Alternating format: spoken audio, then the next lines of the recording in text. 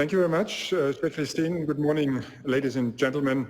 I'm very delighted to moderate this first session today. Dear Volker, thank you very much for your invitation, and in particular for organizing this topical conference in a hybrid format. In times like these, we're all becoming more and more experienced in communicating virtually. Nevertheless, there's always a lingering sense of uncertainty about whether the technical setup will work properly, and I guess we solved our problems by now. Before our single monetary policy started, there may also have been doubts about whether the Eurosystem could fulfill its mandate to maintain price stability. Looking back now on more than 21 years of monetary policy and also ECB watching, on average, the Eurosystem has delivered on the promise made to the people of Europe to keep prices stable. And this has been a truly remarkable success. One key element in this has been the clarity of the mandate itself. In late 1998, the ECB's first president, Wim Duisenberg, outlined the strategy for the single monetary policy in a speech. And he said, "Monetary policy makes the greatest possible contribution towards raising the standard of living of European citizens and improving growth and employment prospects by maintaining price stability."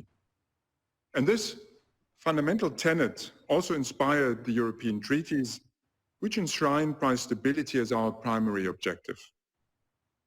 So to answer the question raised in the title of our session, the mandate needs no modification when viewed from this particular perspective. At any rate, the Eurosystem takes its mandate as a given, and our action will continue to be geared towards achieving our overriding objective of price stability. However, the treaties are silent on how to define or measure price stability, as has been said by Christine, nor do they specify a reaction function for monetary policy or a hierarchy of instruments needed to ensure price stability, nor do they tell us how to communicate with the public, and choices like these constitute the monetary policy strategy. Given the profound changes in our economies over time, every now and then the Governing Council needs to consider the merits of the strategy it's pursuing. In this context, the guiding question is how we can fulfill our mandate in the best possible manner. The last time the Governing Council evaluated the strategy was in 2003. Back then, the risk of inflation approaching very low levels was already in the minds of Council members. As Ottmar Issing stressed at that time, we have both eyes watching deflationary as well as inflationary developments. Since then, and this issue has already been raised by Christian as well, the ability of central banks to prevent very low rates of inflation through the conduct of interest rate policy has weakened. From a theoretical point of view, monetary policy needs to push the key interest rate in real terms below the natural rate of interest, or R star, in order to achieve an expansionary stance. Thus, R star is often regarded as a navigational guide for monetary policy, just as celestial stars used to guide sailors across the sea. But unlike the stars above our heads, the natural rate isn't something we can observe directly. Instead, we must resort to models and econometric methods to estimate it. Often, our star can only be gauged with very wide uncertainty bands, while the estimated level may vary greatly across the methods and data used. Even worse, our star is not fixed over time.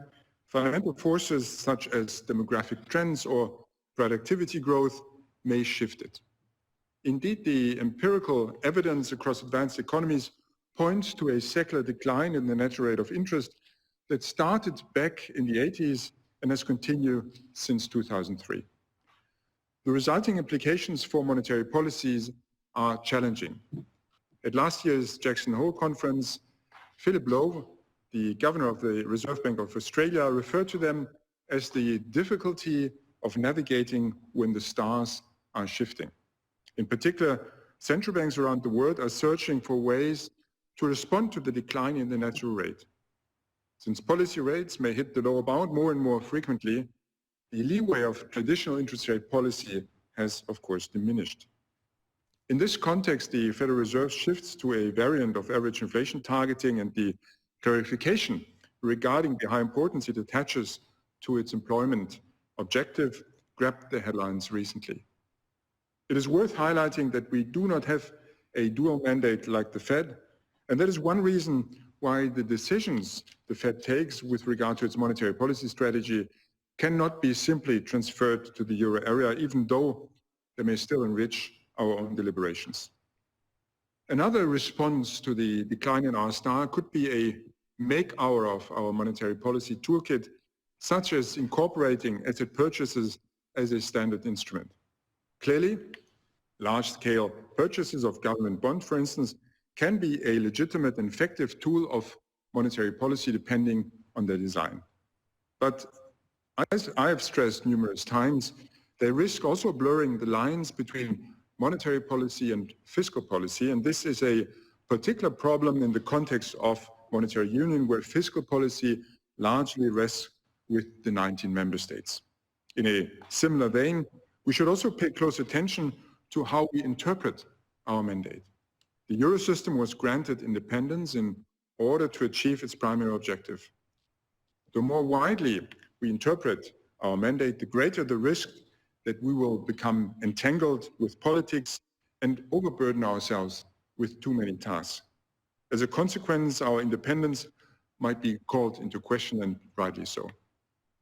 Some have suggested that monetary policy should also aim for financial stability as an additional objective on a par with price stabilities. For others, that might be a mistake. Certainly, we need to reflect on what we've learned, not only from the recent years of low inflation and low interest rates, but also from the financial crisis. And indeed, we should not forget that an enduring, easy monetary policy can contribute to the buildup of imbalances in the financial system. These could, in the long run, pose a threat to price stability. Thus, a monetary policy strategy would need to be flexible enough to account for such long-term risks to price stability. Finally, new developments have an impact on how we can deliver on our mandate. Clearly, climate change is a pressing challenge that we all face. So how will climate change alter our ability to safeguard price stability? Or does it reflect the relevant variables? Questions like these will feature prominently in the Governing Council's strategy review, but also in our discussions today. And now I would like to introduce the first speaker on this panel, and he really needs no introduction at all. Who doesn't know Christian Noyer? He was the European Central Bank's inaugural vice president in 1998. In 2003, he was appointed governor of the French Central Bank, and later he additionally became chairman of the board of directors of the Bank for International Settlements, a capacity in which I eventually succeeded him. Moreover, Christian, we can both look back on a long period of close collaboration in the ECB's Governing Council. Christian is now honorary governor of the Banque de France and continues to play a very active role in the world of finance, including as a member of the French High Council of Public Finance or the board of directors at BNP Paribas. Christian, you've steered the Banque de France with a steady hand through times of financial and economic crisis in Europe. And as Christine highlighted at your farewell symposium a while ago, you came to be known as the banquier anti-stress. Maybe your love of sailing helped you navigate the rough economic waters. But that said, I'm very pleased that you're not navigating the high seas today, but have chosen instead to share with us your profound assessment based on your wealth of professional experience. And we are now very much looking forward to what you have to say. Christian, the floor is yours. Thank you very much, Jens. Thank you for your very kind words.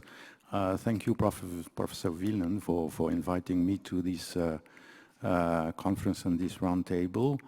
I'm a bit impressed to have to speak. I'm going to tell you in front of Ottmar Issing, who was really my professor in the ECB about those kind of things. I hope I have learned a little bit and that I'm able to give you a few thoughts that will help to have different views on those very essential and difficult topics. I'm gonna, well, the topic is the mandate. I'm gonna save first a few remarks on the mandate itself, single mandate, dual mandate, multiple mandate, and second on the interpretation of the mandate, that is the definition of price stability. Starting with the mandates, the famous question of single or dual mandate, it's clear, as has already been said by Jens, the treaty gives us one primary objective, and that's not going to change. It's the natural task of a central bank, Christian alluded to that, to preserve the value of the money it puts into circulation. So there should be no question about that.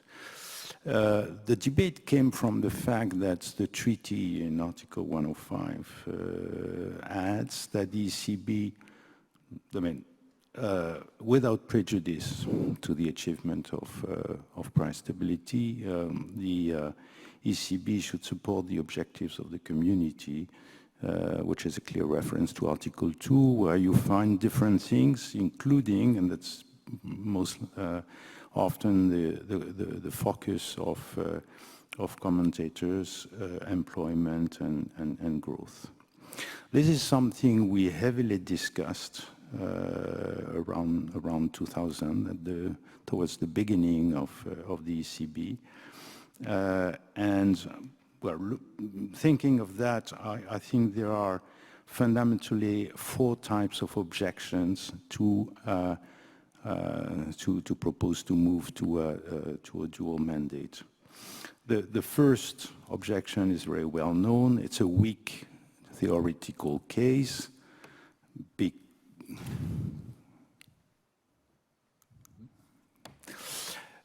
It's a weak theoretical case. Try to kill 2 birds with 1 stone, or in other words, the Timbergo rule says that with one instrument you can only achieve one objective. Or another way to put it, just a slight different observation I found in Ottmar Issing's works, is that achieving price stability is always forward-looking. With monetary policy today, you try to achieve price stability or provide price stability tomorrow. And if you try to influence the level of output and growth, that will be a short term. The second argument is that, in my view, it's not necessary. And that's something that was often put forward by Jean-Claude Trichet. Because when monetary policy is aiming at providing price stability, it tends to stabilize output growth, output around the potential growth, and therefore it delivers maximum employment depending on the actual potential that is linked to the structural framework delivered by other policies. The third argument is about communication. It would be, in fact, extreme. Suppose that the ECB would be given a dual mandate like the Fed with full employment. What would mean full employment? How to explain to the general public that due to structural differences, full employment may be close to 4% in one country and 10% in another country? That would be just impossible. And final remark, I mean, the first 3 arguments probably led to having a single mandate be the general rule. The Fed is the exception, it's not the rule. So we should not spend too much time about that. There are 2 additional questions that came in the recent period. One is, since the crisis of 2008, 2010, what about financial stability, which is sometimes in the mandate of central bank as a secondary objective. I think there is a clear link with monetary stability. The effectiveness of monetary policy requires, in fact, that the central bank maintains a high degree of financial stability. Otherwise, you risk a deficiency in the transmission mechanism, whether it's via banks or markets. And in the end, you cannot achieve price stability. By the way, that's the origin of bank supervision. And one lesson of the two crises we went through in the euro area is that if you want to achieve price stability in a meaningful sense, that is not having 0% inflation in one part of the area and 5 or 6% in another part, you need an effective transmission everywhere in the euro area. And for that, you need to avoid excessive segmentation. So in my view, this is part of the mandate, and there is no need to change anything. What about climate change? Question raised this morning already. I think, in theory, the link is relatively weak because conventional wisdom is that monetary policy has no impact on long-term growth. It has only impact in the medium term, and climate change is all about long-term. But it's true that climate change risks should be incorporated in the assessment of potential growth and output, as mentioned already, and in the natural equilibrium interest rates. And even in the short term, there are circumstances where, for instance, increased frequency of extreme weather events can create negative supply shocks with effects on output and prices. So I think it's natural that the ECB takes into account that issue, but again, no need to change the mandate. I move now to the interpretation of the mandate, that is the definition of price stability. There are three basic questions, I believe: the price index, the time horizon, and the definition itself. So it is quantitative definition. What price index shall be relatively short? It has been mentioned in details by Christian Lagarde already. We chose the headline inflation clearly because accountability seems simpler. As we put it at the time, people look at actual inflation. They already have difficulties, we all know that, to believe the figures, especially when prices of frequent purchases move more quickly than the overall indices.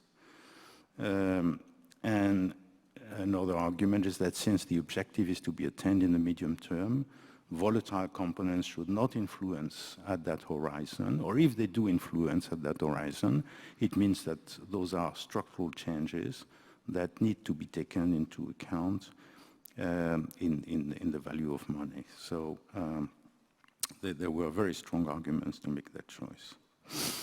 Should the ECB consider moving eventually to core inflation? There are arguments. First one is that it's more stable, so it would clearly be an advantage in communicating with the markets. We also see that the Fed has managed to educate to a certain extent the public in America. Doesn't seem to be a big controversy there about the way they check underlying inflation. We could say that it would be a good thing if we could educate the general public about the reversibility of price changes in volatile components. For instance, people look at the increase in oil prices and they don't look too much, or so the journalists don't point to that, when oil prices move down. So that is part of the impression that the actual inflation is higher than what the central bank says. So with the strong arguments still there in favor of headline inflation, but those considerations about too much volatility of the volatile components, I wonder whether we could not imagine to have something like a moving average of volatile components that would reduce the volatility. But this is probably something to discuss with statistical offices. Time horizon, second issue, I'll be very short. We always considered it's 2 years or more. I think it's the natural horizon of effectiveness of monetary policy. I don't have specific ideas on that. I don't see no need to change it. And then I come to the definition of price stability, on which I will expand a little bit. With 3 questions: why 2% and why below but close to 2%? And then, so it's a little bit historical. Then should the definition be reviewed? When I mean reviewed, it's strongly reviewed, significantly reviewed. And third, if not, is there room for a slight refinement of the definition? So, first question: why 2%? Why below but close to 2%? There are, I think, 3 arguments, and there were 2 historical developments. The legacy first. The Bundesbank historically came to less than 2% and between 1 and 2, if I remember well, for its definition of price stability. Eventually, the Banque de France followed in choosing less than 2% when in 1993, and 2% was effectively where inflation had converged around 2% during the last phase of convergence of the EMS. So naturally, the ECB, to inherit the credibility, especially of the Bundesbank, made the choice of, had 2% or less than 2% in reference.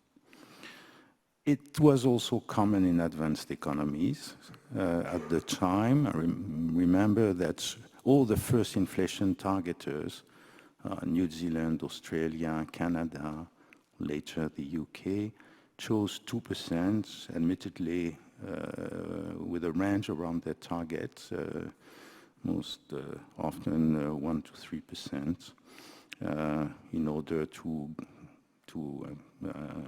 explain to the general public that it would not overreact and have some flexibility around the target, but the target was clear, 2%. And why that? That's the first element, is the economic reasoning. And the economic reasoning is basically, we believe in the central banks that there is a measurement bias, reference to the works done by the Boskin report in 1996, or Boskin Commission in 96. That Boskin found, and the team found, that inflation could be overstated by 1.1 to 1.3%. We thought in the case of the euro area, because the HICP was a new index, more modern, more realistic probably, that if a bias existed, it should be under 1%.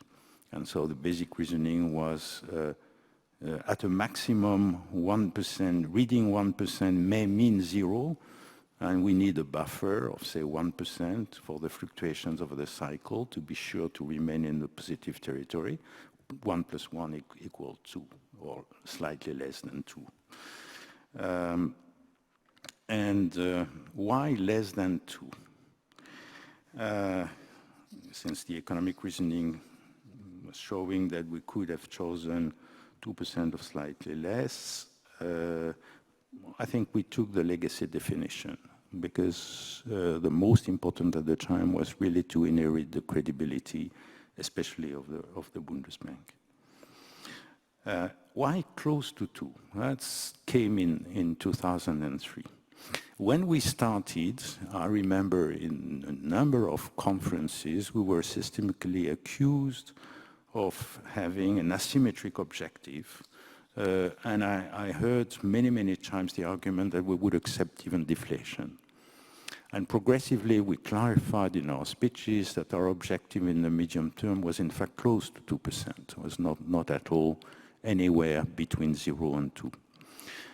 So when we made the review in 2002, 2003, we basically thought that we needed to give the sense of symmetry. And the discussion was really between having a range or having stating the objective as close to 2%. One of the objections with setting a range was that if you do that, you need to have a ceiling that is relatively high.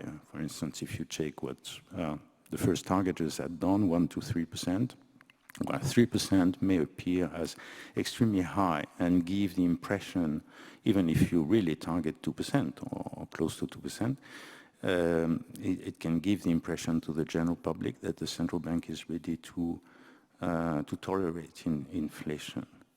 And we thought anyway we have the flexibility needed because our objective is medium term, so we made the choice, you know. Now, should that definition be reviewed strongly? There are different arguments put forward in the literature today. First question is, should it be set higher? That's the argument of some economists like Blanchard, to give a bigger safety margin to avoid the risk of deflation in the event of a big shock. My feeling is that the experience we had during the 2000s showed us that when you go above, I wouldn't say that it changes really the perception of the general public if you are at 2.2 or 2.3% for some time. If you are for a certain period, because you had a shock, above, say, 2.5% or moving towards 3%, then you start to see changes in the behaviors of businesses and the general public. And the feeling that the central bank is not achieving price stability. And then you have to explain you had a shock. But if you really, if you imagine to move the central point close to 3%, I think that would really create the feeling, especially in some constituencies, but my experience was large. It was not only in Germany, it was in France, identically, or already identically.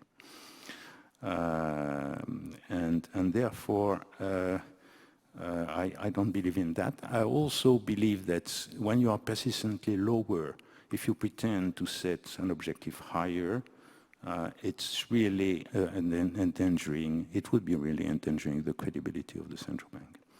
So I think it's not an idea that can be pursued. Now, should the definition be set lower? There's been an article in particular by Jacques de la Rosière on that. And there are basically, I believe, two possible arguments. One is that if the measurement bias does not exist or is much smaller than thought, then close to 1% or 1 to 1.5% might be a better economic rationale for the definition of price stability. And the second argument is if you look at core inflation, which should, underlying inflation, which over time, which should reflect something close to the real inflation if you take an average of several years. And if it is stable, say in the range of 1 to 1.5, around 1.2, 1.4, for several years, and growth is close to potential, that's difficult to know and measure, then the economic rationale of having price stability in that range may be strong.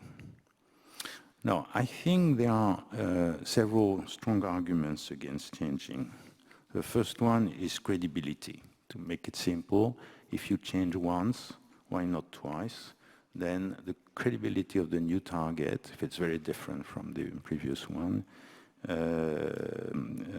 is difficult to establish. On top of that, changing now, especially for a lower objective or definition, could be seen as the ECB is changing the objective because it will be more comfortable to reach it. So that's also the risk of a loss of credibility. A second argument is more economic. It's the rationale. We do not fully understand why inflation is so low. There are several explanations. Christine alluded to that, especially globalization and technology. But there is not a full demonstration and comprehensive demonstration of that I have seen so far. And then the last, and changing without a solid reason, economic certainty would be extremely dangerous. And then there is the problem of the consistency over time. That is that if inflation is tendentially lower at the moment because there are underlying forces that push inflation to a new equilibrium at a lower level. But if it is reversed over time, then the ECB would have to increase again and move back to the previous one. And that would appear to the general public as really the ECB changed it over time because it was more convenient for it. So it's really difficult to imagine a significant change.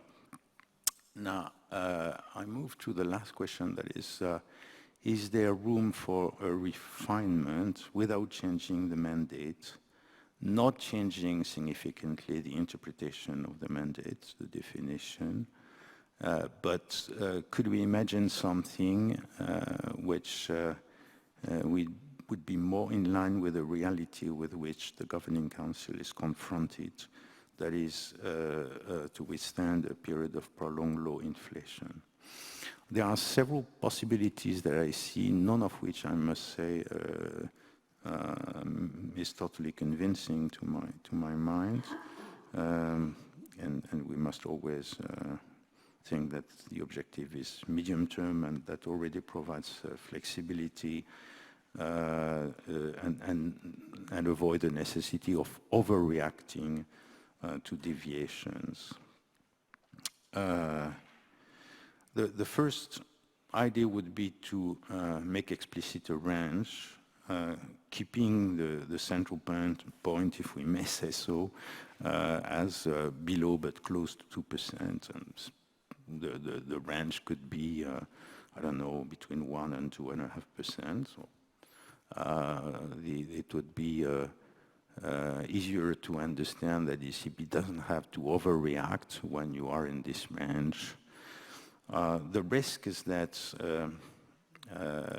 defining a range, unless you go to very strange points, would risk, for instance, if you say between 1 and 2.5%, the market players would say, haha, the ECB central bank now is 1.75. We thought it was 1.9. So they are lowering their objective, which would create difficulties. Another possibility would be to drop the below, that is, move too close to 2%. With the advantage of showing how symmetric we are. You could imagine to have or not to have a range over the cycle that could be between 1 and 3%, like most other central banks, but with the inconvenience I already mentioned, to have a higher pond that is relatively high and probably would create the feeling that the central bank is ready to tolerate inflation in some constituencies at least. you could imagine to have a smaller range between 1.5, 2.5, but that is a very tight range. It's difficult to be sure that you can remain in such a tight range. So that's also, even if it would be a balancing act, a slight increase in the definition, but more flexibility, especially in present times,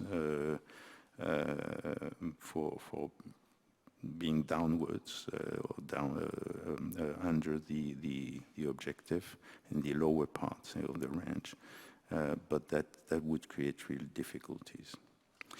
The last possibility would be sometimes argued by economists to move to an average or to an absolute level,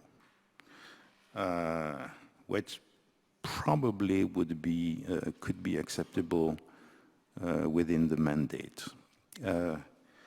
But moving to an average, say 2% in average over the cycle, say, I think this kind of definition would be extremely risky. If, to make it short, if you have a long period of extremely low inflation, say around 1% for 10 years, then you would need to have another 10 years of extremely high inflation, around 3%. And after 20 years, the central bank would be committed to move the inflation back from 3 to 2%, which would not be impossible, but would be extremely costly for the economy. And even if you say 5 years plus 5 years, same objection. So I really believe that it is the worst change that you could imagine. Even the Fed did not go so far, and they certainly considered this possibility because it's fashion among some circles of economists. And I believe that having an objective in the medium term, to achieve in the medium term, and the possibility to use forward guidance gives the flexibility the best flexibility that the ECB can have. Thank you very much. Thank you very much, Christian. And now we move for a change of perspective to the point of view of a renowned researcher, Jordi Galí. He is a professor at Pompeu Fabra University, a research professor at the Barcelona Graduate School of Economics, and a senior researcher at the Center for Research in International Economics. Previously, he held academic positions at New York University and Columbia University after earning his PhD at MIT. Jordi, your list of professional activities and publications is quite impressive. You are one of the leading proponents of new Keynesian economics, pushing the research frontier on the analysis of business cycles, monetary and fiscal policies. And together with Rich Clarida and Mark Gertler, you synthesized your thinking in a widely studied paper entitled The Science of Monetary Policy, a New Keynesian Perspective. You wrote that article more than 2 decades ago, and your work since then has continued to provide policymakers with very valuable new insights. I've come to know you and hold you in high regard from various research conferences, and I'm very grateful to you for being a member of the Bundesbank's Research Council. So I now hand over to you, and I look forward to hearing your food for thought for our discussion. Thank you. Okay, well, good morning, everyone. Hope you can hear me and see me. Thanks a lot, President Weidmann, for your kind introduction. And again, it's a pleasure to be back at this event. I think it's my 3rd time at the ECB Watchers, and it's a real pleasure to have been invited, and even if I can only participate online this time. The outline of my presentation is straightforward. I will just go over a list of 4 changes in the ECB strategy that I think are warranted in current. So the 4 changes are listed in the order of from less to more controversial, as far as I perceive them. And here's the list. You can see this, first, the adoption of a symmetric inflation target. Secondly, the end of the two-pillar structure. Thirdly, the adoption of an average inflation targeting with a question mark, because I understand this could be somewhat controversial. And finally, the adoption of a higher numerical inflation target. So I'll discuss each of those briefly. So next slide, please. A symmetric inflation target. Why a symmetric inflation target? I think it's very hard to make a case for the current symmetric target and for the downward bias that it implies in terms of the inflation that the ECB aims at achieving. I think the experience over the past nearly 10 years with a binding effective lower bound and very low inflation has made clear to everyone, especially those in the central banking community, that low inflation is at least as bad as as high inflation, of course, for high inflation, but relatively, as long as it remains at moderate levels. On the other hand, I don't think there is an obvious drawback for adopting a symmetric target. I think in practice, the ECB has made decisions in a way consistent with such a symmetric target. Let me refer you to a recent paper by Hartman and Smets overviewing the monetary policy over the first of the ECB over its first 2 decades, and pointing precisely that there is no, after evaluating an interest rate rule, that there is no obvious evidence for any asymmetric behavior in terms of the response to inflation and other macroeconomic variables. On the other hand, given the current circumstances in which inflation has been persistently below the target, the 2% target, an announcement in that direction can only help. If anything, it may raise inflation expectations, even though I think the impact would be truly marginal. The possibility of adopting, in addition to this symmetric target, a target band, I think, is one that the ECB should consider, just for one reason. It would make precise what is meant by, or what the ECB means by being close to 2% or X%, whatever is the chosen numerical target. Currently, this is not the case, and obviously close to is an ambiguous concept that prevents an external observer from judging at any point in time whether the ECB is meeting its target or not. So adopting a target band, possibly a narrow one, could be worth discussing. But again, I don't think this would make a huge difference in practice, but it would make policy more transparent, and it would make it easier to evaluate. Next slide, please. The end of the two-pillar structure. I think the existence of what originally was the first pillar, then the second pillar, the so-called monetary pillar, that may have been justified in the early years on the grounds of continuity with the practices of the central bank that had a solid reputation at that time. But I don't think this is necessary anymore. I mean, after 2 decades, the ECB has established a very good reputation on its own. So I don't think these legacy issues should be taken into account anymore.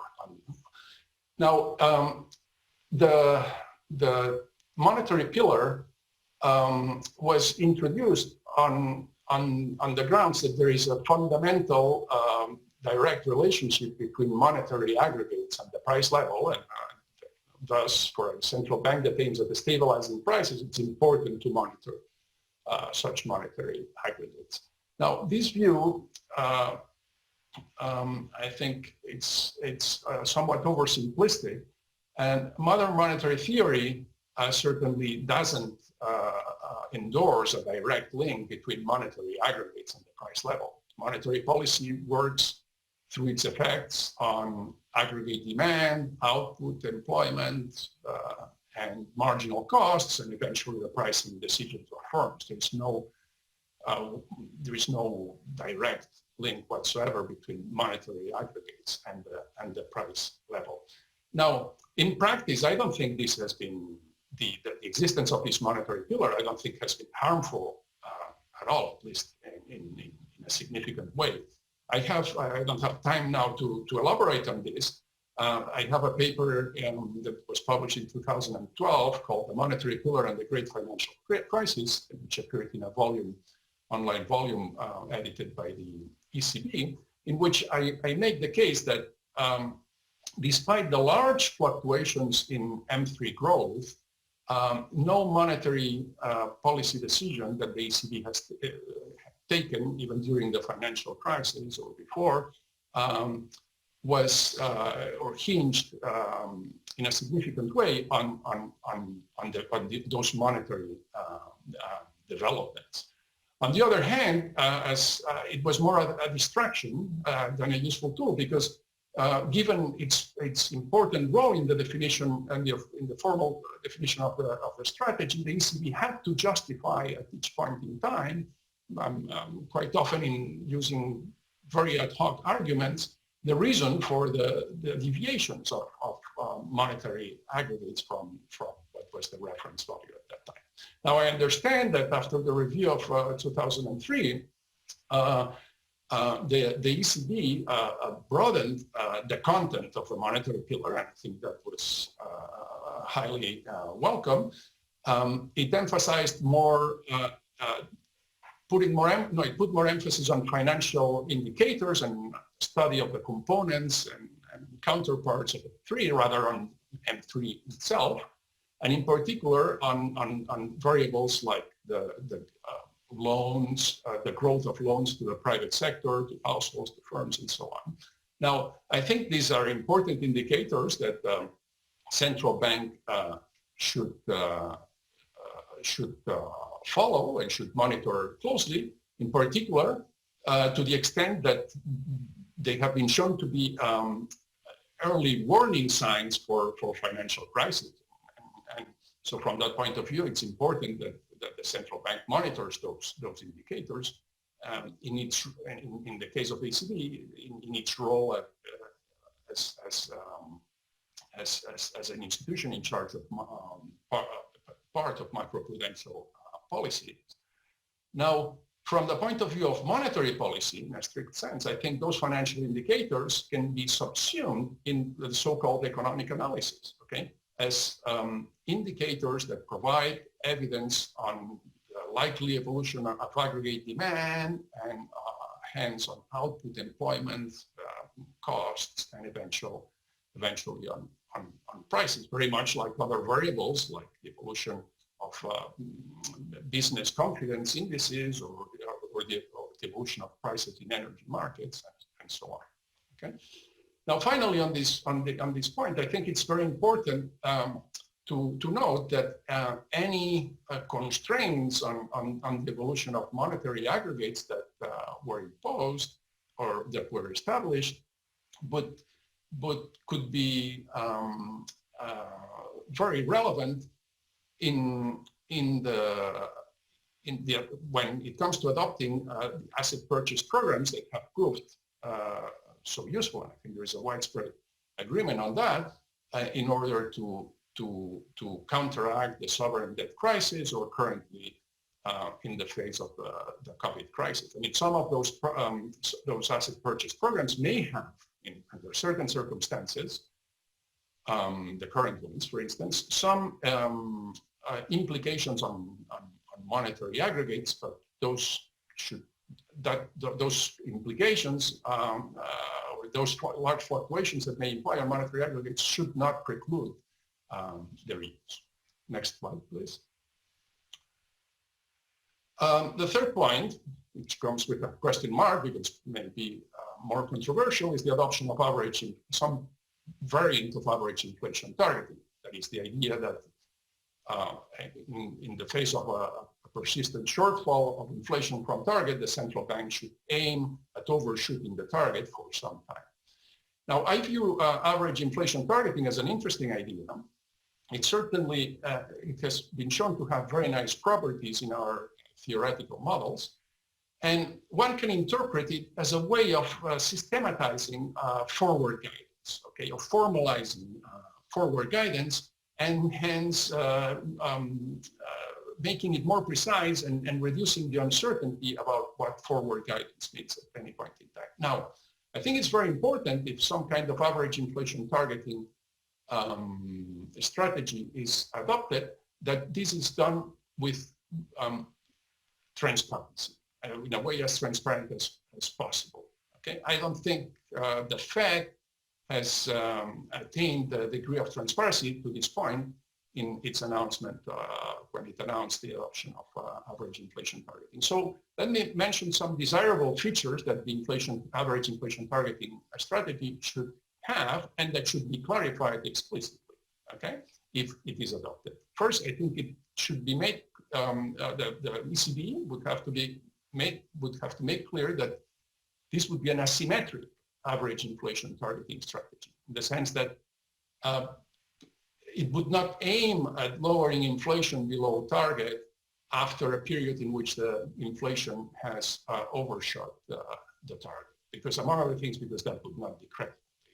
No one believes that the central bank would engineer a recession just to compensate or to make up for the inflation overshooting in the past.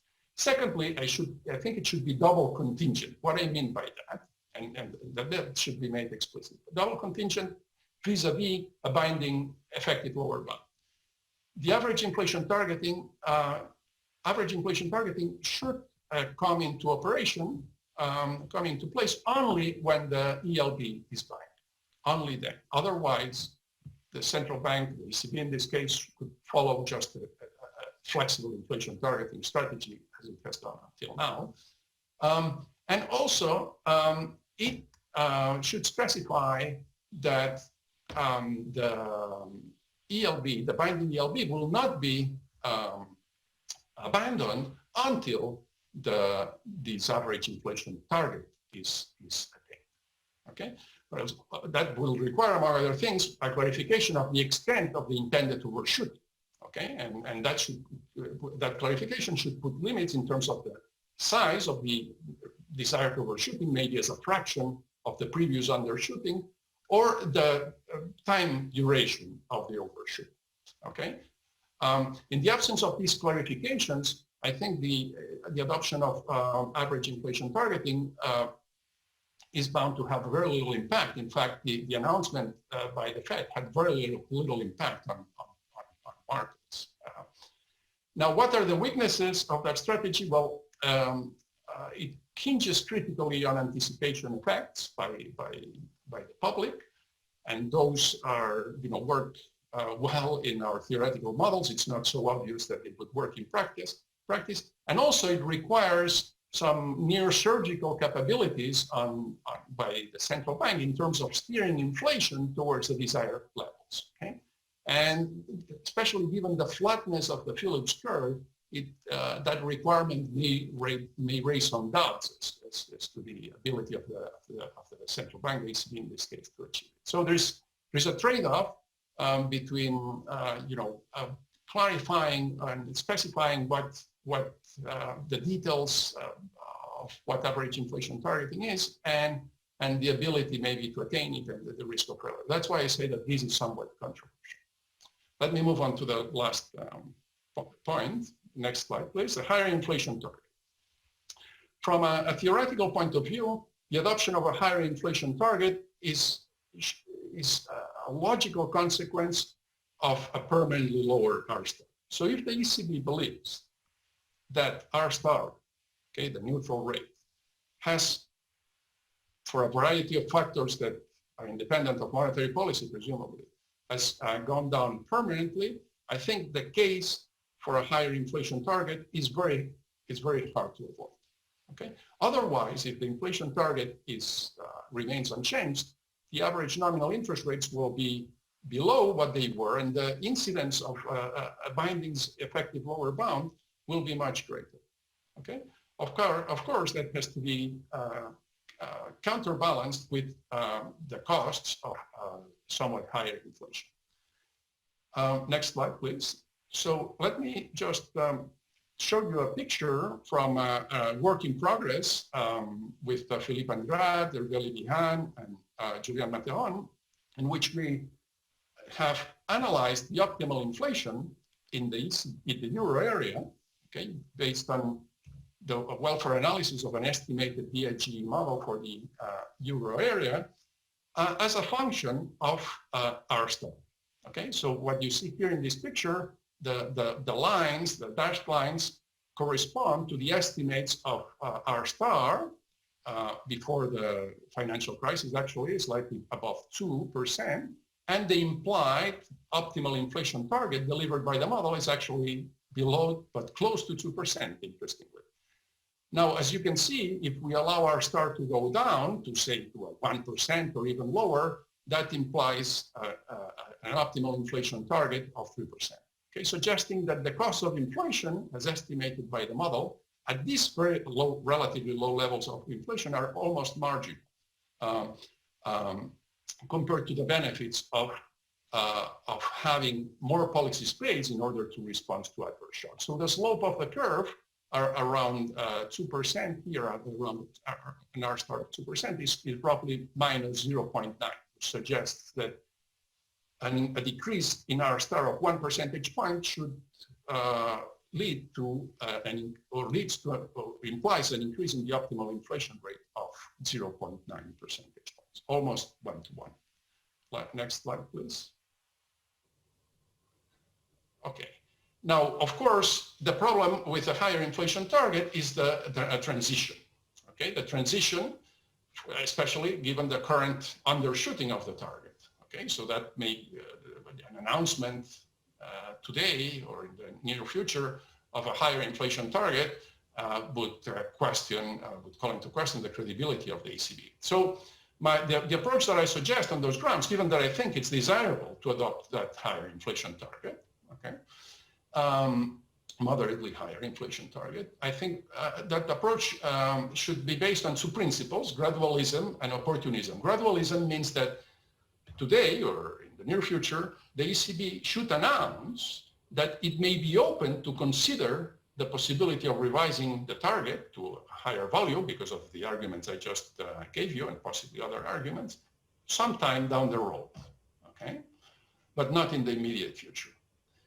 And then opportunism comes into place.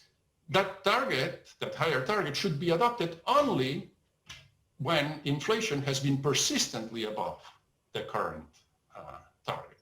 Okay, given that it would have been announced earlier, there would not be questions about the ECB trying to manipulate the target to be closer to current inflation at that time. Okay, so let me show last. I think I have a last slide, please. Yes, just to conclude, again, here is the list again of the 4 elements that I think are important in a revised ECB strategy: symmetric inflation target, end of the two-pillar structure, the adoption of some kind of average inflation targeting, and a higher inflation target somewhere down the road if estimates of R star remain much lower than they were when the current 2% target was adopted. I think that there's no reason to preempt open discussion on any of them. I think the ECB shouldn't have taboos. Other central banks that have undertaken strategy reviews like the one that the ECB is undertaking now have almost preempted the discussion on some of those issues. I very much hope that this is not the case at the ECB.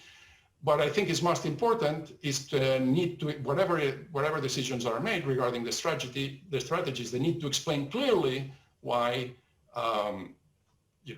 elements like the ones I mentioned are adopted or are not adopted. I think that would be needed in order to endow the new or to revise the strategy with more credibility and in order to make it more effective. Thank you very much. Thank you very much, Jordi. And now to provide a further input to our discussion, I would like to ask Helmut Siekmann to take the floor. And this is something of a home game for him, as for many years he held the Endowed Chair of Money, Currency and Central Bank Law at the IMFS here at Frankfurt University, who are kindly hosting today's event. For some time, Helmut also headed the Institute as its managing director, and since 2018, he has been Distinguished Professor at the IMFS. His body of research spans the entire spectrum of public law. Furthermore, Helmut Siekmann has lent his expertise to legislative projects and also represented both federal and state governments before constitutional courts. He has also written and contributed to numerous publications, and his 2013 commentary on European Monetary Union, which he edited, carries special weight among his works. And the reason is not only that the book counts more than 1,500 pages, which makes it very well visible on my bookshelf. Much more importantly, it has become a standard work for legal experts. Mr. Siekmann, you have also undertaken extensive work on non-standard monetary policy, for instance, most recently concerning the ruling of the Federal Constitutional Court on the public sector purchase program of May this year. It's no secret that you hold a critical view of the Eurosystem's asset purchases, but I don't want to give away too much at this point, so please share your insights with us. The floor is yours. Thank you. Thank you very much for the kind introduction and the words on what I have been doing in the recent time. And I would also beg your pardon for speaking with this mask. I hope it is understandable what I say. And this is, to my opinion, not only a measure of prudence, but I belong to the especially endangered species, so to say, and so I have to be especially careful. President Lagarde has already given a very impressive introduction in all the arguments which should be considered in the policy review. And so this covers already a lot of what should be discussed here. And Christian Noyer concentrated in the beginning on the term mandate, and he presented a wide understanding of the term, which is crucial for the further discussion. And in the end, he also unfolded a definition of price stability, which in effect comes pretty close to my opinions. And Jordi Galí has a pretty much a restricted view on the numerical value of the term inflation rate. And this also looks pretty favorable to me. I, on the other hand, will concentrate on some of the nasty legal details and see what can be done within the present legal setup and what ought to be amended in order to be able to introduce some of those nice ideas already presented. The definition of the so-called mandate of the ECB, the main topic of this panel, has been an object of fierce legal dispute, mainly triggered, and I'm now here, mainly triggered by the asset purchase programs of the Euro system. The different opinions on the concrete substance of the tasks, objectives, and competences of the ECB finally led to several diverging judgments, as you know, of the German Federal Constitutional Court and of the Court of Justice of the EU. The apex was allegedly reached with the outright refusal of the German court to follow the directions of the preliminary ruling of the Court of Justice on the Public Sector Purchase Program, PSPP, in May of this year. A transgression of competences by the Euro system's outright purchases of public sector debt evolved as the most controversial issue.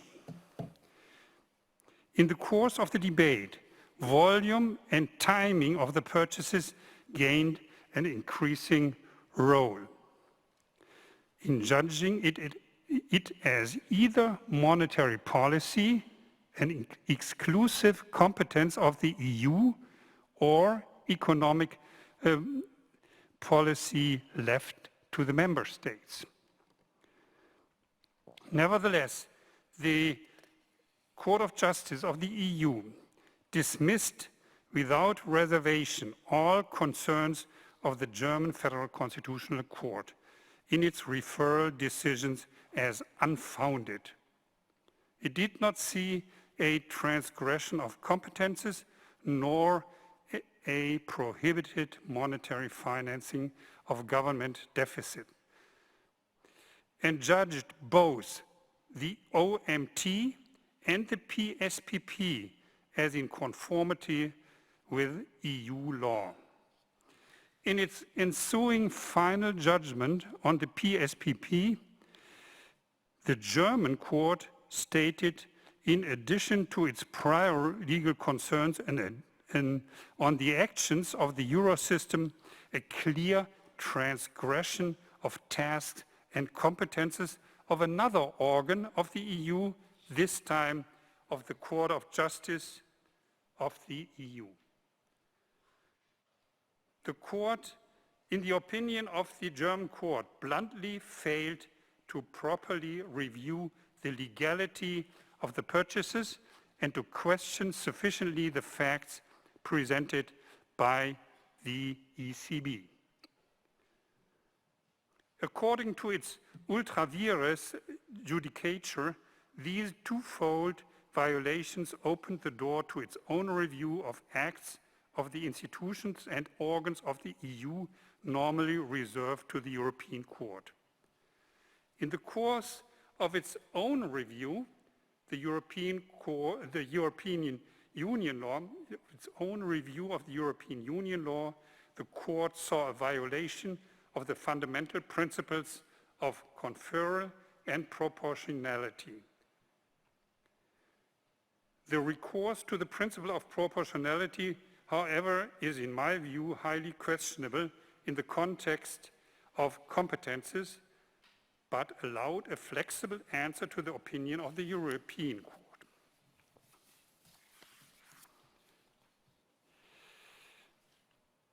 Almost relentlessly, the representatives of the ECB like to reiterate that they are acting within their mandate.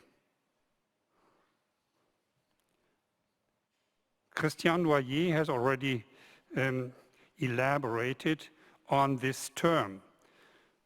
This statement is nice to hear, but of little significance since the term mandate is, in my view, a weasel word with little directive power, with room for interpretation And that might be one of the reasons for using it all the time. It is, however, not part of the language of the primary law. This is considerably more precise and differentiated. By employing the word mandate, the delineation of tasks and competences is already blurred, and the question quis judicabit, who is to decide, gains additional weight. The European Court, in his decisions, further diluted the legal rules on the distribution of competences by conceding a wide margin of discretion to the ECB in deciding on the limits of its competences.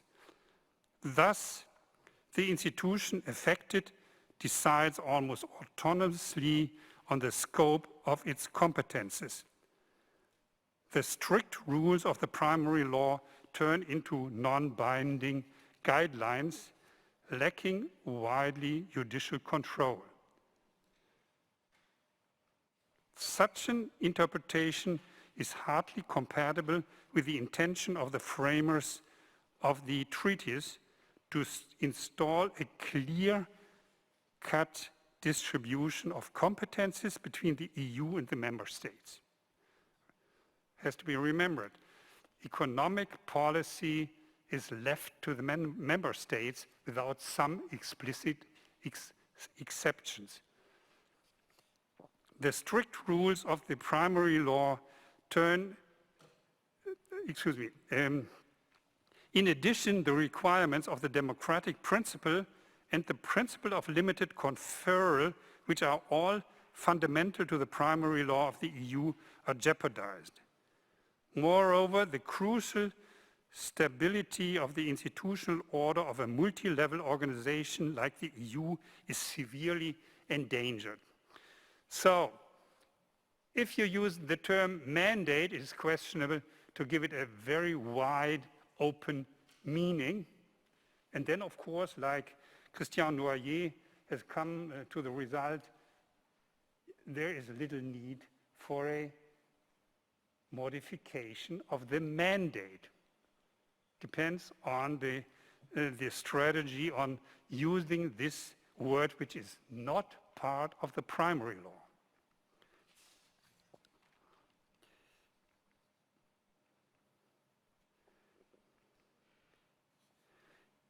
Even more questionable is an oscillating interpretation of the term monetary policy corresponding to the respective political goals pursued.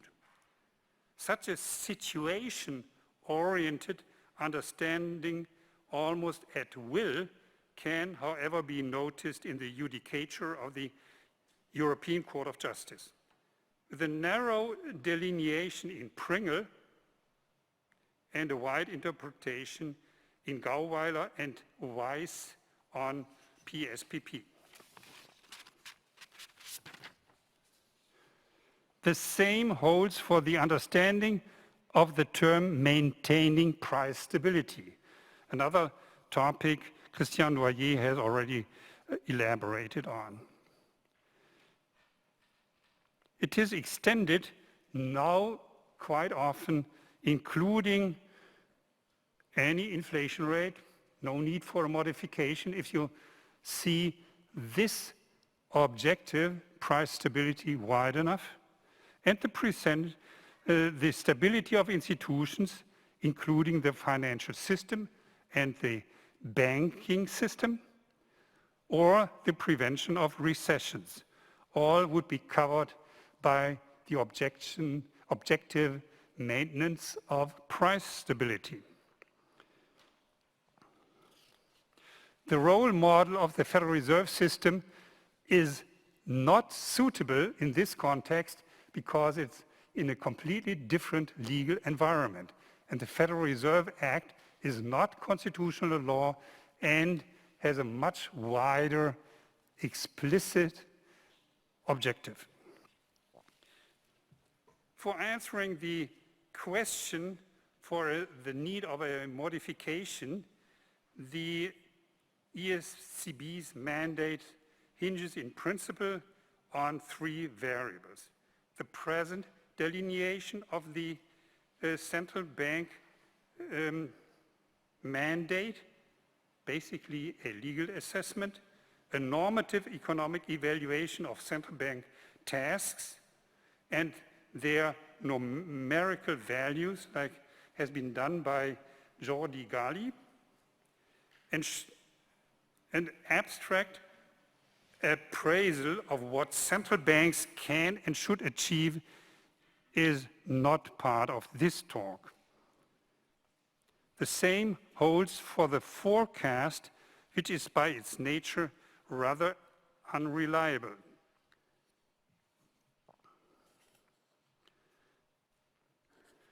On the basis of a wide understanding as described above, leaving the result in principle to the discretion of the ECB, a modification of the legal framework would hardly be necessary to be fit for any future requirements.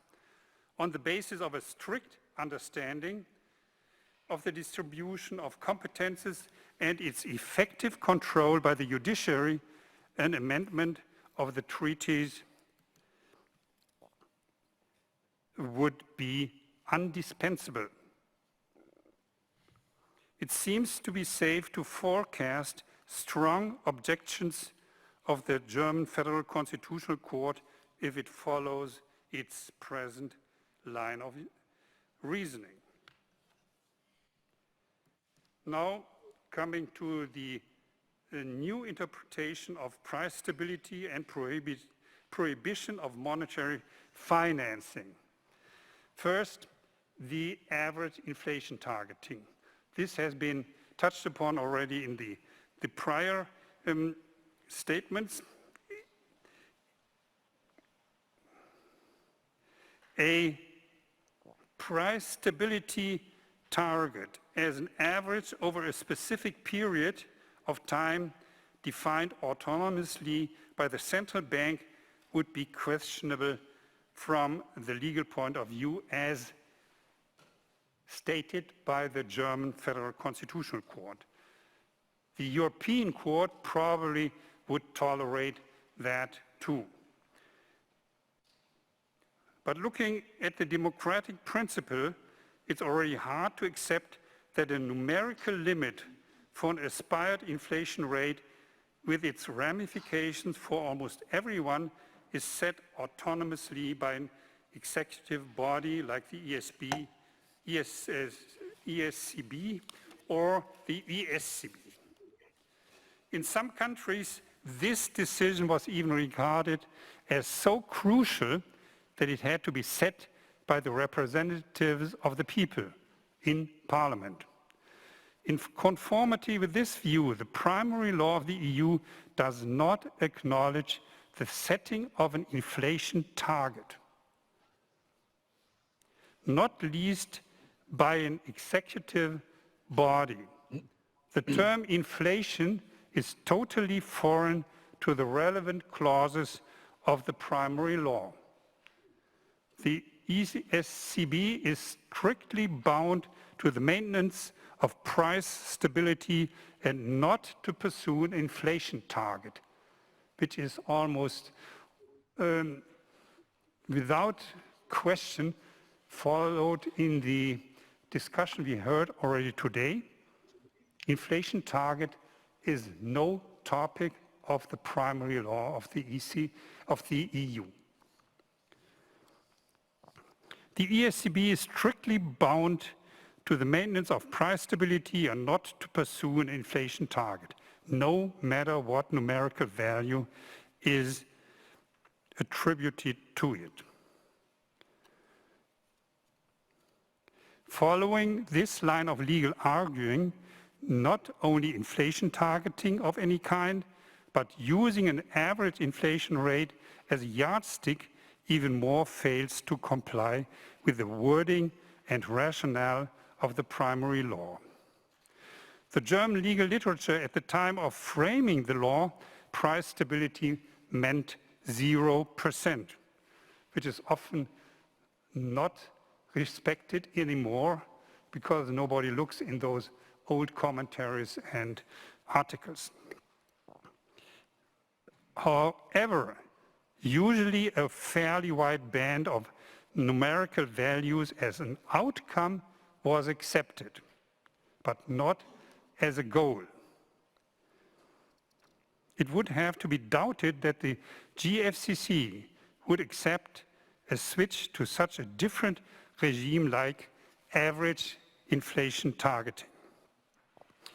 It probably would require, from that point of view, a treaty change. Another new interpretation of the mandate would be monetary financing of sovereign debt. This appears to be a viable, almost costless solution of budgetary problems in time of need.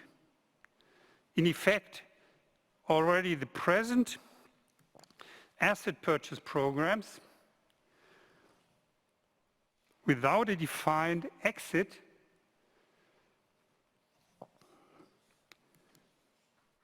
would come close to a monetary financing. From an economic point of view, they could be consolidated with the sovereign debt of the member states without currency, whose currency is the euro. If this strategy is advisable, it plays a major role in the economic debate. Even in an environment of real and nominal negative interest rates, it is not sure that the benefits outweigh the costs.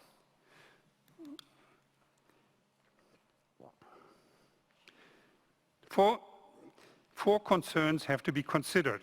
The central bank policy might be dominated by fiscal policy and thus loses its independence. The role model of the Bank of Japan casts doubts whether such a policy is suitable on a longer range of time to attain the aspired goals. The monetary financing might in the end turn out not to be costless, imposing high social and economic costs in a medium range. The distributional aspects are often not taken sufficiently into account. From the legal point of view, the common understanding of Article 123 of the Treaty on the Functioning of the European Union is that it prohibits monetary financing of government deficits. However, Article 127, Clause 5 might serve as a backdoor to the legality of monetary financing in the present situation. The clause could be the way to allow a new understanding of the mandate, a wider understanding of the mandate. However, it allows only a contribution of the ECB to the policies pursued by the competent authorities. The clause restricts the ECB to an ancillary role, a mere support of the implementation of decisions elsewhere taken, and prohibits an autonomous policy of the ECB outside monetary policy. In substance, the clause allows only the support of the policy on the stability of the financial system and the contribution to supervision of banks. That are the explicit limits of this door to wider understanding of a mandate under the present primary law. Since the clause is lex specialis, and hence the only way for a limited transgression of monetary policy, so-called hierarchy. First objective price stability, and then below that these kind of objectives, they serve also as a obstacle to any other ways to go beyond monetary policy. So, in effect, Article 127, Clause 5 would not serve to widen the mandate of the ECB. And so, from this point of view, a support of the fiscal needs of sovereigns would not be legal under the present primary law of the EU. Thank you very much. Well, thank you very much, Mr. Siekmann, for that particular legal perspective. My suggestion is that before we move on to some lead questions and take questions also from the audience, I would like to give the panelists an opportunity to react to what they've heard so far. So I will start in the order of the speaking engagement. So Christian, would you like to say a few words to your fellow panelists? Thank you very much, Jens. I believe that the three presentations were relatively clear, and the differences were quite easy to find out. On Professor Siekmann's presentation, I understand it's something that is felt by many in Germany, and that's of course important. An important thing, given the importance of the country in the Eurozone. But apart from the purely legalistic, on which the French has always difficulties to understand why a constitutional court can decide on the interpretation of the treaty, or may decide against the European Court of Justice, which was created by the treaty, by agreement, to precisely for that. And I personally felt that the judgment by the Court of Justice of the European Union was well balanced. But whatever. But on the more economic part, if the ECB is confronted, as it has been, to a situation where the actual inflation is persistently, so in the end, the medium term, you look backwards, and if you see, as Jean-Claude Trichet said when he left, over the first 12 years, the average inflation was between 1.95 and 2%. Okay, achieved.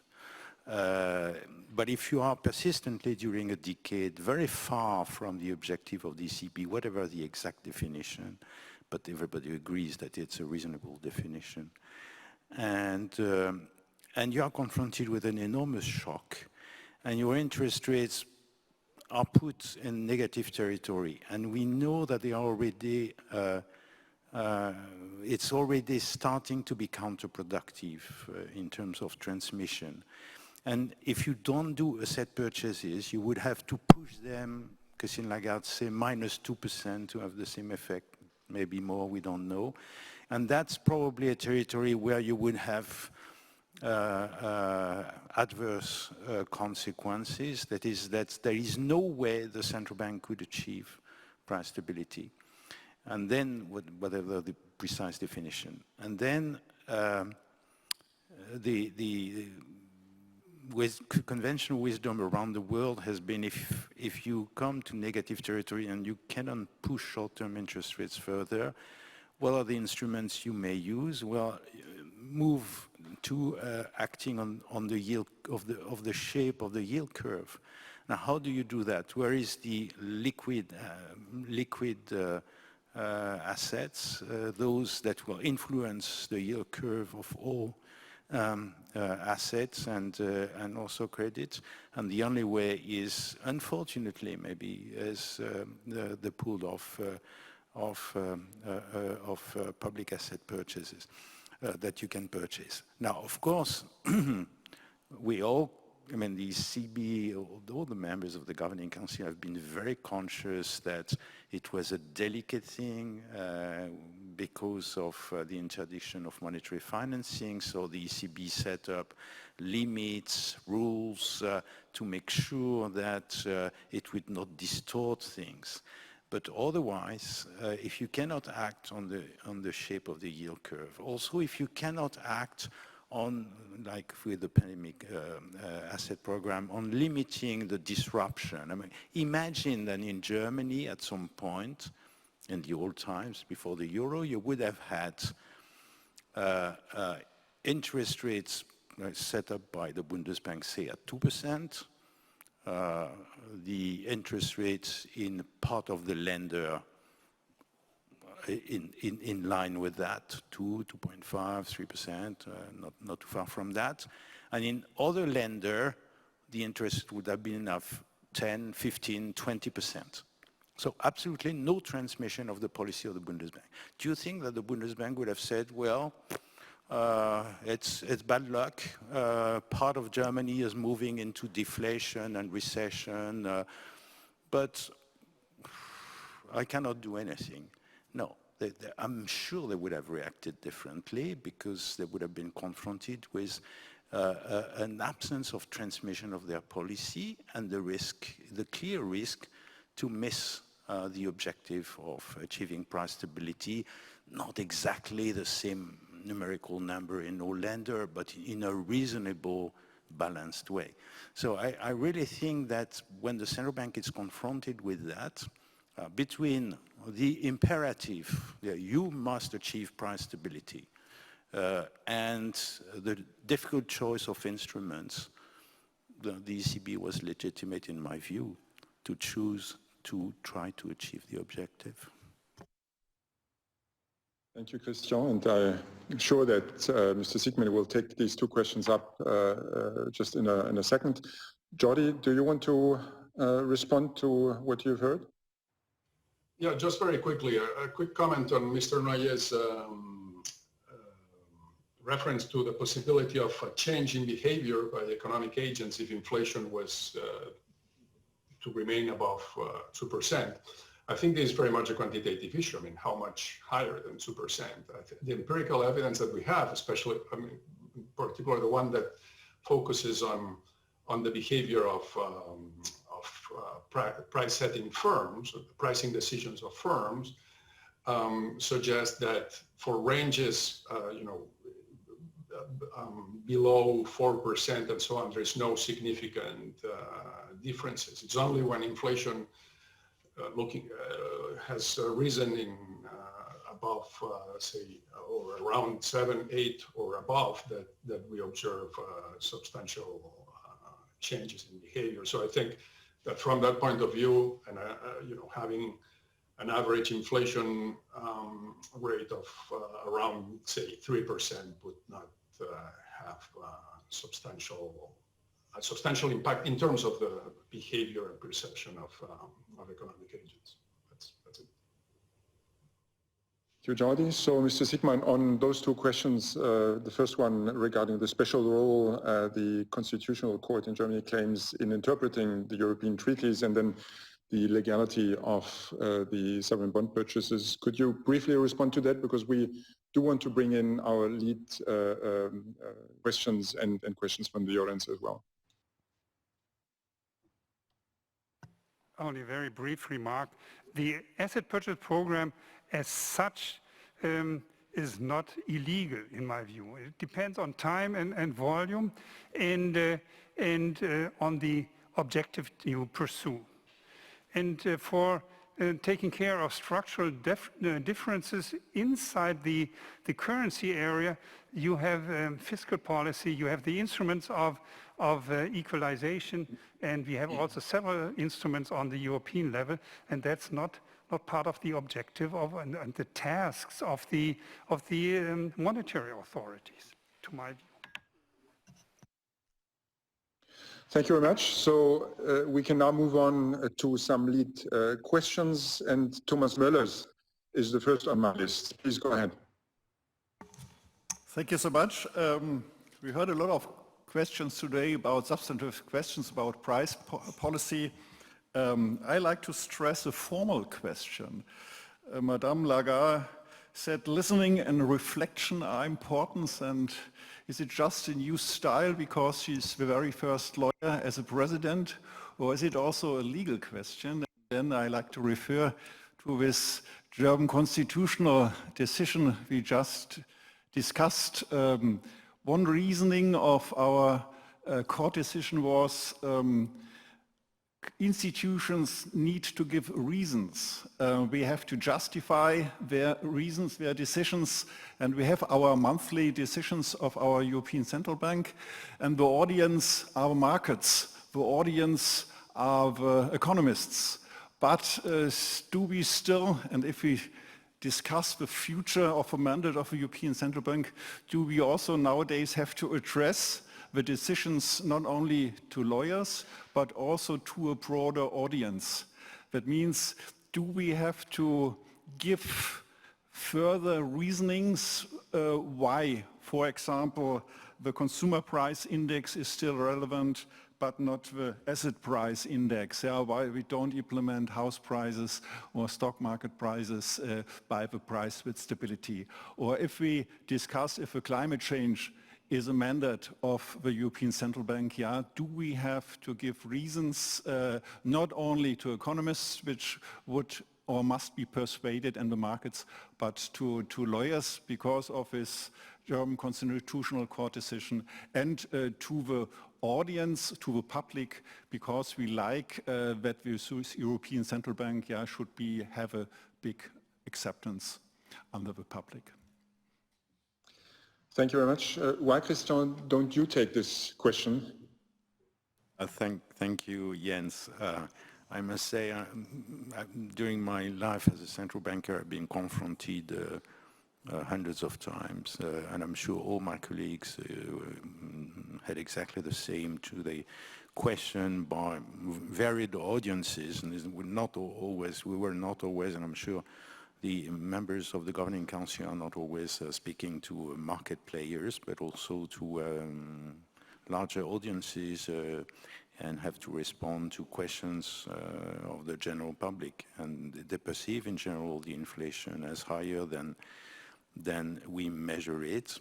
I mean, the question of housing is a limited question. It's important, but we already take, it's only the part of owners' housing cost that is not taken into account, and there are ways to take it at least partly, but that's a refinement of the index. It's not. It would not be a big change.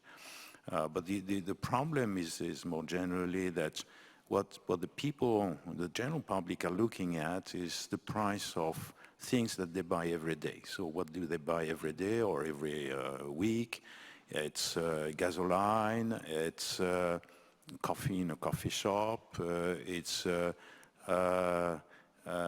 food, especially fresh food, etc. And those prices have tended to move higher, and they are very volatile. And as I said earlier, they are very angry when the price of oil comes up, or gasoline comes up. When it goes down, they are not speaking loudly. So we have to explain that, and that's a perpetual challenge. Now, should the Governing Council explain to the general public why it's using such or such tool, like asset purchases or whatever? Well, it's difficult, of course, to explain in detail why you think you need to use this tool or another tool. As I said before, I mean, interest rate is something that the general public understands. What I would probably do if I were a member of the Governing Council today and I had a question about asset purchases, I would say, look, you may not be happy, to the general public, you may not be happy that interest rates are so low and your savings are yielding so little.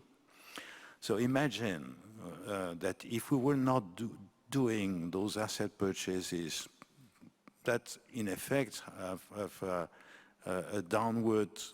create a downward movement on long-term risk, which are parts of your savings admittedly, but otherwise, for your short-term saving accounts, we would have to push interest rates down to maybe -1, -2, -3%. So it would be much worse. And we need that to avoid to go into deflation and see horrible things that existed before the Second World War. And I think this kind of argument the general public may understand. And we actually do that, Christian. I mean, we do explain to the general public why we choose specific instruments over others and what their effects and side effects are. It's just, let's say, a different tone that is needed to explain it to a general public compared to a more specialized audience. Next question is from Elga Bartsch.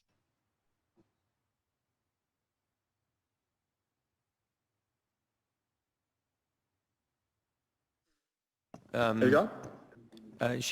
We have the question on Slido. I can just read it, if it's okay with you, Jens. More than a marginal change in the mandate, the ECB needs to meet its current one. In the face of a negative level of R*, inflation expectations firmly stuck below the objective, and a deep COVID recession, are the chair and the panel concerned about eroding policy space, threatening ECB independence? Well, this has been a topic in all interventions, so I would pass the mic to Jordi to answer that question. Jordi, please. It is clear that the current situation poses a challenge to the ECB to the extent that the inflation target remains unmet for many years. This may call into question its credibility. And of course, this is not something that affects only the ECB. It affects many central banks around the world, which are in the similar situation. It's not specific to the euro area. And I think it's worrisome. And I think that central banks and the ECB in particular are making a great effort to overcome the current situation. I don't see how this could lead to questioning the independence of central banks, because it's not obvious to me that a dependent central bank would do things much more differently, especially given the current mindset of policymakers in terms of the desirability of a stable economy and so on. So I don't think that's the case. It's true that some of the decisions and policies that central banks are adopting have effects that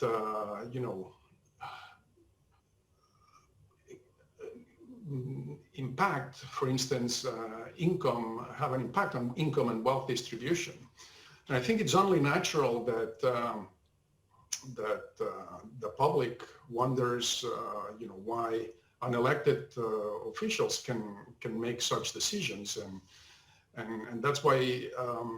But that affects not only the unconventional monetary policies, but also changes in interest rates that have a distributional impact. So that only calls for strengthening the need to explain well why those decisions are made and the benefits that they bring about to society as a whole in terms of macroeconomic stability. I think that's the message that should be conveyed. Yeah, couldn't agree more. Jordi, thank you. So that brings us to the last question. We've already run out of time, so please be quick in your or short in your answers. The next question is from Jörg Zeuner. Yes, thank you. Professor Siekmann started, or at some point in his intervention, he said that it was not worth looking at the Fed because it was ruled on a different legal basis. I understand the point, but I would nevertheless put the discussion about the mandate and the strategy of the ECB in a global context, and then I think it's very well worth looking at the Federal Reserve, because I wonder, when I look at what's happening around the Eurozone, then I see interest rates falling to zero, very firmly anchored at zero, major central banks moving to unconventional policies and revising their targets, and we're seeing the effect on the euro exchange rate, and following that on the inflation numbers in Germany and Europe and the Eurozone as a whole. And this worries me because, as President Lagarde said, there are a number of structural forces in the Eurozone relative to the rest of the world, perhaps even stronger, that are working against inflation. So I wonder, and I would be interested in the panel's view on how many degrees of freedom does the ECB actually have in revising its mandate? Isn't it being forced into pushing up the inflation target, while at the same time we have structural forces here that may be stronger than elsewhere, making the problems of ECB monetary policy in the future and the credibility of these policies more difficult? And aren't we setting ourselves up for disappointment here, especially when, as was also clear from the discussion on the panel, we are restricting monetary policy instruments on a legal basis further and further, and in particular those that are the ones that are left flexible and open in other major monetary policy areas like the United States, where asset purchases is exactly the part of monetary policy that is not being tied down but is left open. So do we even have, do you see those risks? Do we have the levels of the degrees of freedom to actually move much on the mandate? Aren't we setting ourselves up? Unless we start talking about exchange rate policy, but that was not a topic today. Nobody brought it up as one of the areas for a new mandate of the European Central Bank. Thank you. Thank you very much. Very pertinent question. And now 2 sentences of response from each of the panelists, I would suggest, to conclude our panel. So Christian, why don't you start, and then we go to Jordi and Helmut Siekmann. Well, comparing with the Fed, with today's mandate and not changing the mandate, but purely in interpretation, I would say the ECB, one thing the ECB could not say, looking at the last strong declaration of policy of the Federal Reserve and its president, one thing the ECB could not say is we're going prominence to full employment. That would be outside the mandate and clearly outside the treaty, and that's impossible. If the ECB was saying something like, we want to move to what we call price stability, whatever the exact definition, and we want to be sure, given the long period of time we've been undershooting our objective, because of shocks coming from outside, you can explain that. Well, we want to, once we are there, we want to be sure that we are firmly anchored around our objective, our goal, and then we will be patient before we actually move policy too much. We want to be sure it's really anchored around that, and we letting understand that around 2% can be slightly above or slightly below, but something not very far from what the Fed said on the price stability objective. I think, yes, the ECB has probably the possibility. Thank you, Christian. A bit more than 2 sentences. Jordi, to you. Yeah, quickly, as long as we don't adopt a very strict definition of the price stability mandate as suggested by Mr. Siekmann, I think the ECB has a good amount of flexibility. The same it had in 1998 when it designed its strategy, when it established a quantitative objective for inflation and set up a strategy in a particular way. We're just talking about the possibility of revising that, and I think that the freedom or the flexibility should be the same that it had. If for legal reasons or legal considerations, the ECB needs to have less flexibility than other central banks in advanced economies, with respect to certain unconventional monetary policies and so on, I think that would be very bad news for Europeans. Thank you, Jordi. Last words for Mr. Siekmann. First, I would like to clarify, I did not say that asset purchases as such are illegal. Of course, they are perfectly legal instrument, but my doubts are on the objective that is pursued with it. And to try to achieve a certain inflation rate is not clearly founded in the primary law. There's no way to find inflation as such and inflation targeting. This is not what is written in the primary law. In the second point is what I am thinking about is how much freedom may you leave to an executive body to define its own competences, objectives and tasks. That is the crucial point. The central bank independence is guaranteed to a very large extent, and I think it was well done to do it. But this also has to be confined to a very close task and competences. Thank you very much. Well, thank you very much. I'm afraid we've run out of time. We've used up almost the entire coffee break, so shame on us, and especially this points to bad time management of the chair, apparently. So I thank you all for your valuable contributions. This has been a very rich debate and food for thought for our strategy review. So thanks again, and I wish you a very successful conference going ahead. Thank you. Back to you, Volker.